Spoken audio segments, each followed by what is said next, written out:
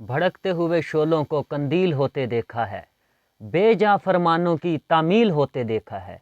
मत कर अपने जुल्म पे नाज आए हाकिम नगर, हमने शहनशाहों को जलील होते देखा है। तमाम देखने और सुनने वालों को मेरा सलाम पहुँचे। मैं शकीब अंजम हूँ और आप देख रहे हैं मेरा YouTube channel analysis and news. तो नाजरीन कराम, आज गूगल ने जो पाकिस्तान इलेक्शन ट्रेंड चल रहा है उसके ऊपर सर्च का पहला पेज जारी किया है और उसके ऊपर 78% पाकिस्तान तहरीक इंसाफ को सर्च किया गया है। लोग जो है इतनी बड़ी तादाद में पीटीआई के जो कैंडिडेट हैं उनके निशानात को गूगल पे जा के सर्च कर रहे हैं कि कौन से कैंडिडेट को कौन सा निशान अलाट हुआ है हमारे इलाके में, ताकि हम उसको वोट कर सकें। तो ये हालत इस टाइम पर चल रही है और इतना लोगों के अंदर जोश है, इतना जज्बा है। और आज से पीटीआई ने अपनी कंपेन भी स्टार्ट कर दी है और छोटी छोटी रैलियां उन्होंने निकालनी शुरू की हैं, लोगों से उन्होंने मिलना जुलना शुरू किया है। और उनके जो उम्मीदवार हैं जो कि इलेक्शन कंपेन में हिस्सा ले रहे हैं, जो इलेक्शन लड़ रहे हैं, वो जाकर लोगों को बोल रहे हैं कि हमें बहुत सारी मुश्किलात का सामना है और इलेक्शन जो है वो हमने नहीं लड़ना, वो इलेक्शन आप लोगों ने लड़ना है, यानी कि अवाम ने इलेक्शन लड़ना है।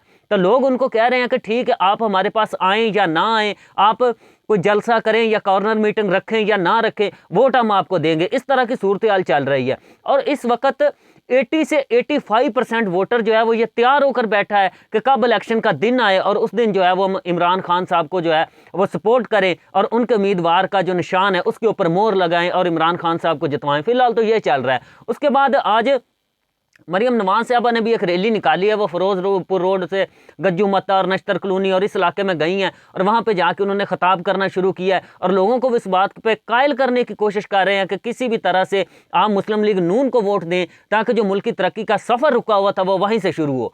तो मरियम बीबी, ऐसा अब होने वाला है कुछ नहीं, आप जो मर्जी कर लें, क्योंकि पिछले जो 16 महीने बल्कि ये 2-2.5 साल अवाम ने जो अजाब भुगता है ना, उसके नतीजे में लोग एक बार चीज़ समझ चुके हैं कि हमने बल्ले को वोट देना है, हमने प्याले को वोट देना, हमने कैंची को वोट देना है, हमने पहाड़ को वोट देना है, स्त्री को वोट देना है, लेकिन जहाँ पे शेर का निशान होगा उसको हमने वोट नहीं देना। ये चीज़ें चल रही हैं लोगों के अंदर। और उसके बाद बहुत से लोगों से मेरी बात हुई है, मैंने उनसे पूछा कि लाहौर की इस टाइम पे कंडीशन क्या है। तो लाहौर की सीटें कौमी और सूबाई असम्बली की सीटें मिलाकर 46 सीटें बनती हैं और खबरें सुनने में ये आ रही हैं कि 39 से 41 सीटों पे पीटीआई आ गई है और बाकी सीटों पे उनके ऊपर जो है वो मुकाबला चल रहा है। और उसके बाद इनकी नींदें उड़ी हुई हैं। और मैं आपको एक चीज़ और बता दूं, मियां नवाज शरीफ साहब, शहबाज शरीफ साहब, मरियम नवाज साहबा, हमजा शहबाज साहब और इनके रिश्तेदार और अता तारड़ साहब, शेख रोहेल असगर साहब, अयाज सादक, ख्वाजा साद रफीक, ये लाहौर से सब कन्फर्म अपनी सीटें आ रहे हैं और बड़ी बड़ी लीड से आ रहे हैं।